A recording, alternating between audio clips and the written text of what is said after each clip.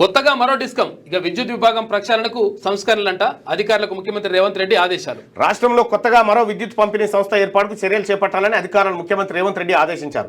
రాష్ట్ర విద్యుత్ విభాగం ప్రక్షాళనకు అవసరమైన సంస్కరణలు అమలు చేయాలని సూచించారు. బుధవారం జూబ్లీహిల్స్లో తన నివాసంలో ఇంధన శాఖపై ఉన్నతాధికారులతో సీఎం సమీక్ష నిర్వహించారు. ఉప ముఖ్యమంత్రి బట్టి విక్రమార్క కూడా ఇందులో పాల్గొన్నారు. ప్రస్తుతం ఉన్న ఉత్తర దక్షిణ డిస్కంలు వాణిజ్య కార్యకలాపాలు చేపడతాయని, కొత్త డిస్కంలు కేవలం ప్రభుత్వం సబ్సిడీపై అందించే విద్యుత్ పథకాలు నిర్వహించేలా పని విభజన చేయాలని ముఖ్యమంత్రి ఆదేశించారు.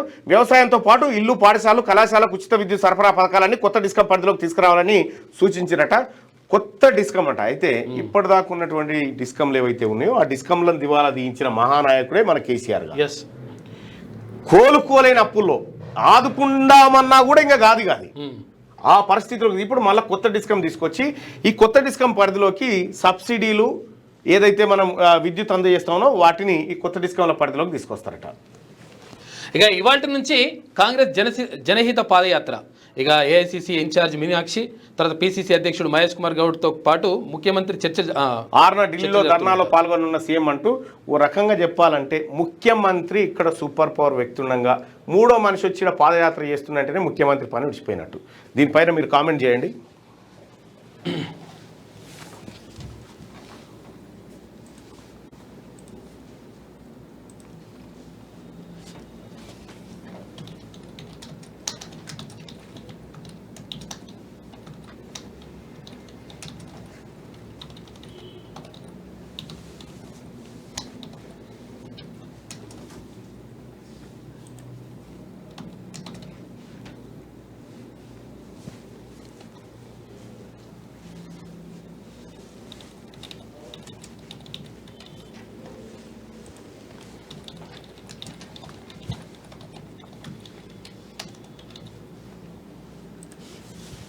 రైట్, మీ ఒపీనియన్ పోల్ చేయండి. ఇక్కడ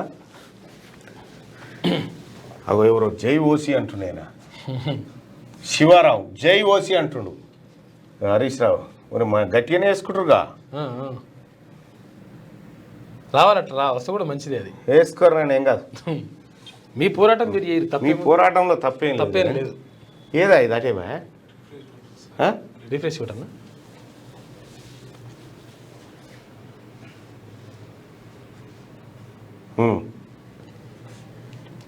ఇద్దరు పిల్లల నిబంధన తీసేయండి అంటుండు సీఎం. ఇప్పుడు నేను చెప్తా చూడు, ఇద్దరు పిల్లల గురించి ఇవాళ చెప్తా నీకు. అగో నీ వీడియోలు స్టేటస్ పెడుతున్నానని కాంగ్రెస్ పార్టీ నుంచి నన్ను సస్పెండ్ చేశారు మల్లన్న అని చెప్పి మల్లేష్ యాదవ్ అంటుండు. కాంగ్రెస్ పార్టీనే మనం సస్పెండ్ చేయబోతా ఉన్నాం కదా తెలంగాణ రాష్ట్రం నుంచి, ఇంకా వాళ్ళు చేసేదేముంది. తెలంగాణలో మీనాక్షి నటరాజన్ పాదయాత్ర దేనికి సంకేతం? సీఎంకు చెక్ పెట్టడం, కాంగ్రెస్ను బలోపేతం చేయడం. మీ ఆప్షన్ పోల్ చేయండి. ఇక్కడ తెలంగాణలో మీనాక్షి నటరాజన్ పాదయాత్ర దేనికి సంకేతం? మరి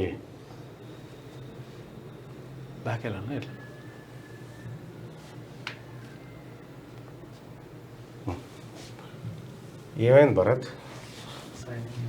చూసుకోవాలి కదా అయ్యా.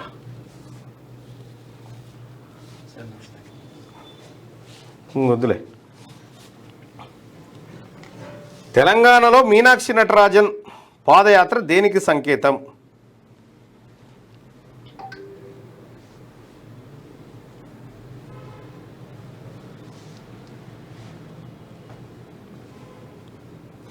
సీఎం రేవంత్కు చెక్కు పెట్టడమే అని చెప్పి 64% మంది అభిప్రాయపడతా ఉన్నారు.